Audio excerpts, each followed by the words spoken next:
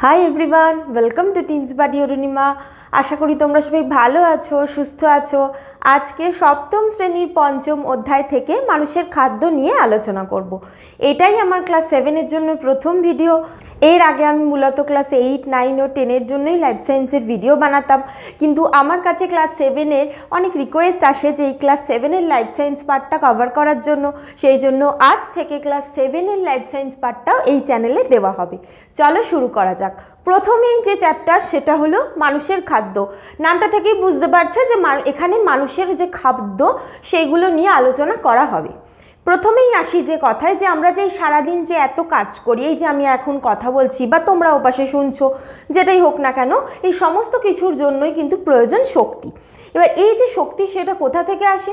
আমরা যখন খাদ্য খাই সেই খাদ্য ভেঙে খাদ্য সরল অংশে পরিণত হয়, তারপর সেইখান থেকে শক্তি উৎপন্ন হয়। মানে খাদ্য ভেঙে সরল খাদ্যে পরিণত হয়, সেটা প্রত্যেকটা আমাদের কোষে যায়, কোষে গিয়ে সেই খাদ্য ভেঙেই শক্তি উৎপন্ন হয়।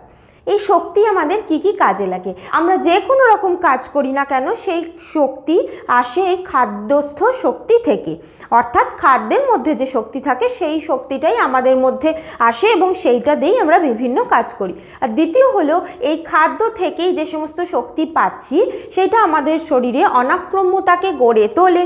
অনাক্রম্যতা মানে কি?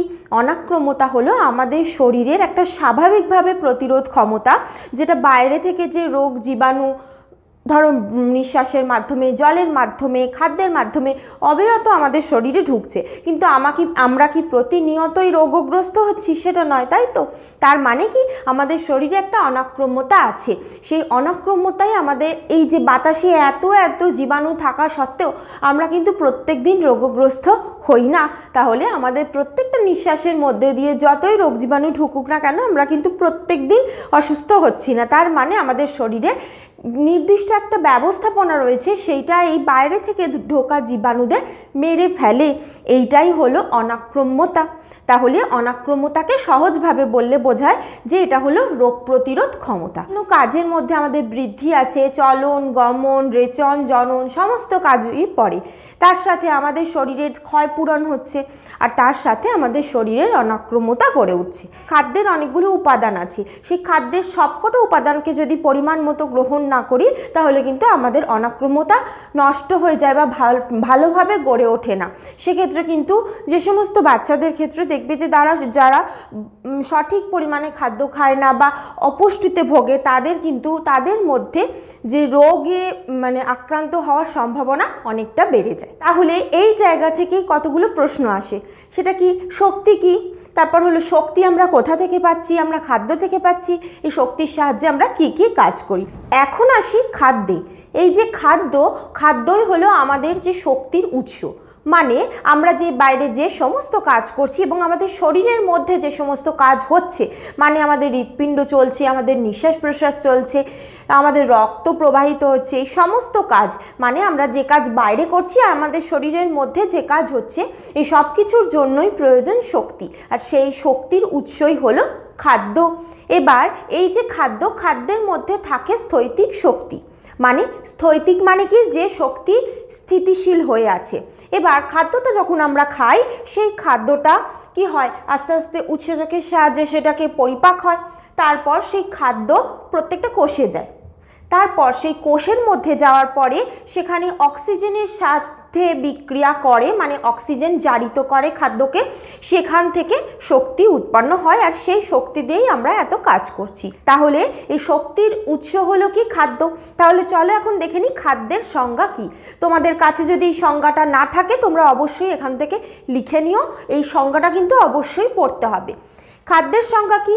যে সমস্ত আহার্য সামগ্রী গ্রহণ করলে জীবদেহের বৃদ্ধি, পুষ্টি ও ক্ষয়পূরণ হয় এবং কাজ করার জন্য ও জৈবিক ক্রিয়া নিয়ন্ত্রণের জন্য প্রয়োজনীয় শক্তি সরবরাহ হয়, তাকেই বলছে খাদ্য।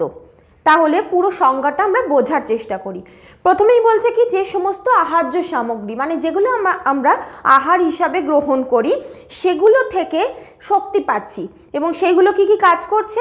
জীবদেহের বৃদ্ধি ঘটাচ্ছে, জীবদেহের পুষ্টি করছে, আর জীবদেহের ক্ষয়পূরণ হচ্ছে, মানে আমাদের আঙুলে কোথাও কেটে গেল বা শরীরের যে কোনো জায়গায়, দেহের বাইরে বা দেহের ভিতরে অনেক সময় এই যে আমাদের রক্তবাহের মধ্যে দিয়ে রক্ত প্রবাহিত হয়, সেখানেও অনেক সময় ইনজুরি হয়, সেগুলোও কিন্তু নিজেই সেরে যায়, আমরা জানতেও পারি না।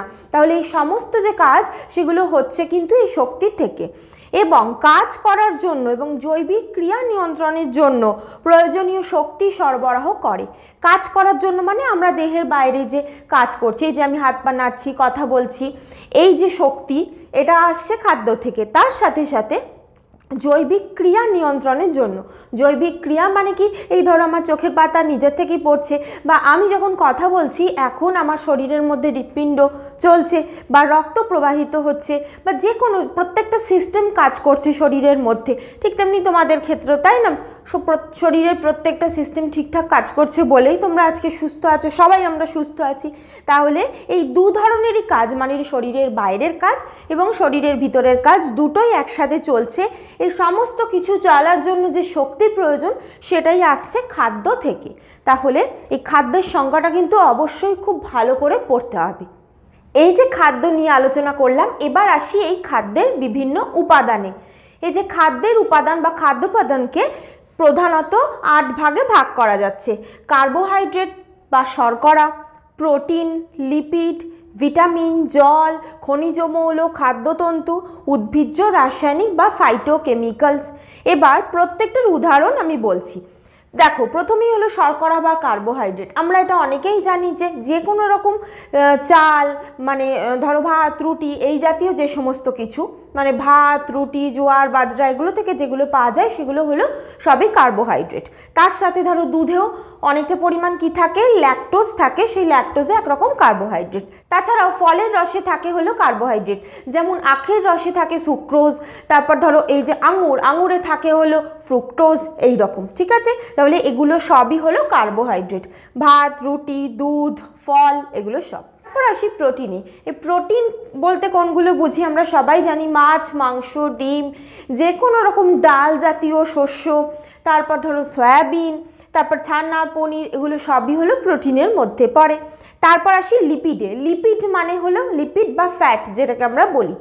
আচ্ছা, এইগুলো প্রধানত কি থেকে পাই? যে কোনো রকম তেল, ঘি, মাখন, তারপর ধরো বিভিন্ন রকম বাদাম, সেটা কাঠবাদাম হতে পারে, সেটা কাজু বাদাম হতে পারে, যে কোনো রকম বাদাম থেকেই আমরা তেল পাই। তিল থেকেও তেল পাওয়া যায়। তারপর যে ধরো নারকেল থেকেও তেল পাওয়া যায়, তার মানে নারকেলের মধ্যেও কিন্তু প্রচুর পরিমাণ এই যে লিপিড সেটা আছে। তারপর আসি ভিটামিনে। এই ভিটামিন তোমরা যখন পরে ডিটেলস আমি আলোচনায় আসবো এর পরের কোনো পর্বে, তখন বলবো যে এই ভিটামিনও 2 রকম হয়, একটা হলো জলে দ্রাব্য আর একটা হলো ফ্যাটে দ্রাব্য। এই ফ্যাটে দ্রাব্য ভিটামিনের মধ্যে অনেকগুলো ভিটামিন আসে, আবার জলের দ্রাব্য অনেকগুলো ভিটামিনের মধ্যেও অনেকগুলো আসে। এই ভিটামিনের কতগুলো উদাহরণ দিই, যেমন যে কোনো রকম সবুজ শাকসবজি, অঙ্কুরিত ছোলা, অঙ্কুরিত মুগ, তারপর ধরো টমেটো, গাজর, মানে প্রধানত যে সমস্ত সবজিগুলো আমরা খাই। তারপর যেগুলো খুব কালারফুল, ধরো বিভিন্ন ধরনের ক্যাপসিকাম, রঙিন বেল পেপারগুলো যেগুলো পাওয়া যায়, সেগুলো সবই কিন্তু প্রচুর পরিমাণ ভিটামিন আছে। তারপর আসি জল তো আমরা সবাই জানি, এটা এক্সপ্লেন করার আর কিছু নেই। তারপর আসি খনিজ মৌল। এই খনিজ মৌল আমাদের শরীরে প্রয়োজন। এগুলো বিভিন্ন রকম আমাদের শরীরের মধ্যে যে বিক্রিয়া সংঘটিত হয়, সেই বিক্রিয়াগুলোকে শুরু করার জন্য কিন্তু এই খনিজ মৌলগুলো প্রয়োজন। যেমন ডাবের জল থেকে পাই, নুন থেকে পাই, এরকম বিভিন্ন খনিজ মৌল পাই। তারপর হলো খাদ্যতন্তু বা ফাইবার যেটাকে বলি, এগুলো কি থেকে পাই? যেমন ধরো গম থেকে পাই। তারপর ধরো গম মানে হলো হোল হুইট যেটাকে বলে, মানে যেটা আটা, এই আটা থেকে আমরা খাদ্য উপাদান মানে খাদ্যতন্তু সেটা পাই। তাছাড়া ধরো বিভিন্ন ধরনের সবুজ শাকসবজি, সেগুলো থেকে খাদ্যতন্তু পাই। যে কোনো ধরনের ফল, কলা, আপেল, এগুলো থেকেও প্রচুর পরিমাণ খাদ্যতন্তু পাই। এই খাদ্যতন্তু কি করে? খাদ্যতন্তু আমাদের যে ক্ষুদ্রান্ত এবং বৃহদন্ত্রের মধ্যে দিয়ে যখন এটা পাস করে বা যায়, তখন এর ভিতরে যে সমস্ত জায়গায় খাদ্য ধরো অপাচিত হয়ে রয়েছে, সেইগুলোকে ক্লিয়ার করে দিতে হেল্প করে। এবং এই যে খাদ্যতন্তু, এটা প্রধানত যে স্টুলের অ্যামাউন্ট বাড়াতে সাহায্য করে। কিন্তু তার মানে তোমরা বলতে পারো যে এটা তো তাহলে শরীরে কোনো কাজ নেই। সেটা নয়, এটা কি করে যে আমাদের যে ডাইজেস্টিভ সিস্টেম বা পৌষ্টিক তন্ত্রকে পরিষ্কার করতে সাহায্য করে। সেই জন্য আমাদের খাদ্যের মধ্যে যদি যথাযথ পরিমাণ খাদ্যতন্তু থাকে, সেই খাদ্যতন্তু আমাদের শরীর থেকে বিভিন্ন ধরনের যে খারাপ জিনিস সেগুলোকে বার করে দিতে সক্ষম। তারপর আসি উদ্ভিজ্জ রাসায়নিক বা ফাইটোকেমিক্যালসে। উদ্ভিজ্জ রাসায়নিক নামটা থেকেই বুঝতে পারছো যে উদ্ভিদের মধ্যে যে উদ্ভিদ থেকেই প্রাপ্ত যে সমস্ত শাকসবজি সেগুলোই হলো সেগুলো থেকে বিভিন্ন রকম রাসায়নিক পাওয়া যায়, যেটা আমাদের শরীরের জন্য খুব ভালো। যেমন ধরো চা, তারপর যে কোনো রকম রঙিন ফল বলতে পারো, কুমড়ো, পেঁপে। এই যে উদ্ভিজ্জ রাসায়নিক বা ফাইটোকেমিক্যালস, এটা আমাদের শরীরের বিভিন্ন যে অঙ্গ প্রত্যঙ্গকে সঠিকভাবে কাজ করার জন্য খুবই দরকারি। যেমন এগুলো পাই কোথা থেকে? যেমন হলো চা থেকে পাই, বিভিন্ন রকম রঙিন শাকসবজি ফল থেকে পাই, যেমন গাজর, কুমড়ো, টমেটো, তারপর ধরো বেদানা, তারপর পাইনাপেল, এগুলো সব থেকে কিন্তু আমরা এই মানে ফাইটোকেমিক্যালস পাই। সেই জন্য আমাদের খাদ্যে মানে যত বেশি রং থাকবে, রং মানে ফুড কালার নয়, মানে ধরো বিভিন্ন রকম শাকসবজি রয়েছে, বিভিন্ন ধরনের শাকসবজি রয়েছে, সেগুলো থেকে কিন্তু তাহলে আমরা এই সবকটা প্রকারেরই খাদ্য উপাদান পেতে পারি এবং সেটা আমাদের শরীরের জন্য অত্যন্ত প্রয়োজন। এখন আসি তোমাদের বইতে 148 পেজে যে সমস্ত শূন্যস্থান পূরণ আছে সেইগুলোতে। দেখো, প্রথমেই হলো দুধে কোন কোন খাদ্য উপাদান থাকতে পারে। শর্করা থাকে দুধে। দুধের শর্করা কি? সেটা হলো ল্যাকটোজ। দুধে প্রোটিন থাকে যেমন কেসিন। দুধে লিপিডও থাকে, কারণ দুধ থেকে ঘি, মাখন এগুলো তৈরি হয়। তাছাড়াও কি কি দেখো, খনিজ মৌল থাকে দুধের মধ্যে, আর ভিটামিন থাকে। যদি স্পেসিফিক্যালি বলতে চাই, ভিটামিন ডি থাকে। ঠিক আছে, এর পরের প্রশ্ন হলো গমে কোন কোন খাদ্য উপাদান থাকে। শর্করা, গমে শর্করা থাকে কারণ রুটি, পরোটা, লুচি এগুলো সবই হলো কার্বোহাইড্রেট, বা যে কোনো রকম যে পাউরুটি বা ব্রেড হয় সেগুলো শর্করাই। তারপর হলো এর গমের মধ্যে কিছুটা পরিমাণ প্রোটিনও থাকে।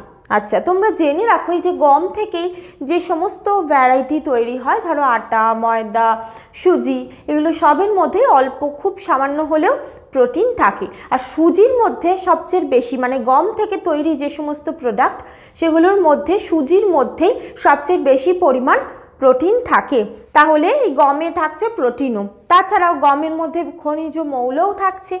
এই গমের মধ্যে বিভিন্ন ভিটামিনও থাকে। বিভিন্ন ভিটামিনের বি, যেগুলো বি কমপ্লেক্সের অনেকগুলো ভিটামিনই এখান থেকে পাওয়া যায়। তারপর হলো খাদ্যতন্তু, সেটাও গমে থাকে, মানে ফাইবার যেটা সেটাই গম থেকে পাওয়া যায়। যেটা আটার মধ্যে এই ফাইবার কিন্তু অনেক বেশি পরিমাণ আছে। তারপর হলো আমলকিতে কোন কোন খাদ্য উপাদান থাকতে পারে। আমলকিতে প্রধান যে খাদ্য উপাদান সেটা হলো কি? সেটা হলো মানে আমলকি টক হয়, তাই তো? এখান থেকে ভিটামিন সি আমরা প্রচুর পাই। মানে 20টা কমলা লেবুতে যতটা ভিটামিন সি পাবো, তার মানে একটা আমলকিতে ঠিক ততটা ভিটামিন সি পাই। সেজন্য ভিটামিন হলো প্রধান উপাদান। এছাড়াও দেখবে আমলকি যখন তোমরা কাঁচা খেয়েছো, দেখতেই পাবে যে চিবোলে একটু জলের মতো অংশ বার হয়, তাই তো? সেজন্য আমলকিতে জলও আছে। খাদ্যতন্তু, আমলকি বেশ কিছুক্ষণ চিবোলে একটা ছিবড়ের মতো অংশ তৈরি হয়, সেটাই হলো খাদ্যতন্তু, সেটাও এর মধ্যে আছে। আর উদ্ভিজ্জ রাসায়নিক, সেটাও আমলকিতে আছে, যেটা আমাদের শরীরের জন্য খুবই উপকারী। এর পরের প্রশ্ন দেখো, আপেলে কোন কোন খাদ্য উপাদান থাকতে পারে। আপেলে থাকে শর্করা, তন্তু থাকে, জল থাকে, খনিজ মৌল থাকে, আর উদ্ভিজ্জ রাসায়নিকও থাকে। আর তার সাথে কিন্তু আপেল থেকে অল্প বিস্তর ভিটামিন সিও পাওয়া যায়। তারপর দেখো, মাছে কোন কোন খাদ্য উপাদান থাকতে পারে। মাছে প্রধানত প্রোটিন থাকে, লিপিড থাকে, খনিজ মৌল থাকে, তার সাথে ভিটামিনও থাকে। এখন আসি পেজ 146-এর কিছু সমস্যা এবং সেই সমস্যার জন্য দায়ী কোন কোন খাদ্য উপাদান সেগুলো নিয়ে আলোচনায়। দেখো, প্রথমটাই হলো রাতে কম দেখা, যেটাকে বলে হলো রাতকানা রোগ। এটার জন্য দায়ী ভিটামিন এ। আচ্ছা, তোমাদের বইতে এখানে শুধু ভিটামিন বলে ছেড়ে দিয়েছে, আমি কিন্তু জিনিসগুলোকে আরও স্পেসিফাই করে বলে দিচ্ছি, কারণ এখান থেকে অনেক সময় ছোট প্রশ্ন আসে। মানে এইরকম ছোট প্রশ্ন আসে। ধরো রাতকানা রোগ বা রাতে কম দেখা, এটা কোন ভিটামিনের জন্য হয় বা কিসের জন্য হয়? তোমরা কিন্তু শুধু ভিটামিন লিখবে না, ভিটামিন এ এরকম মেনশন করে দেবে, কারণ এর পরবর্তীকালে ভিটামিনের ভাগগুলো কিন্তু তোমাদের আছে, সেই জন্য এটা আগে থেকে আমি বলে রাখছি যে এই ছোট প্রশ্নগুলো কিন্তু পরীক্ষার জন্য তৈরি করে রাখবে। তারপর হলো চোখের কোন ফ্যাকাশে। চোখের কোন ফ্যাকাশে, এটা হয় অ্যানিমিয়ার জন্য। এটার জন্য দায়ী যে খনিজ মৌল সেটা হলো আয়রন। তারপর হলো ঠোঁটের কোণে ও জিভে ঘা, এটা হয় ভিটামিন বি এর জন্য, মানে ভিটামিন বি কমপ্লেক্সের জন্য। তোমাদের বইতে ভিটামিন বি কমপ্লেক্সের আর বিভিন্ন যে ভাগগুলো সেগুলো দেয়নি, সেই জন্য তোমাদের ক্ষেত্রে এটা বি কমপ্লেক্স লিখলে হবে। কিন্তু যদি তোমাদের জানার ইচ্ছা থাকে, আরও স্পেসিফাই করে লিখতে চাও, এটা হবে ভিটামিন বি2 এর জন্য। তারপর আসি বাড়ি ফোলা ও রক্ত পড়া, এটা কিসের জন্য হয়? এই রোগটার নাম হলো স্কারভি, আর এটা হয় ভিটামিন সি এর জন্য।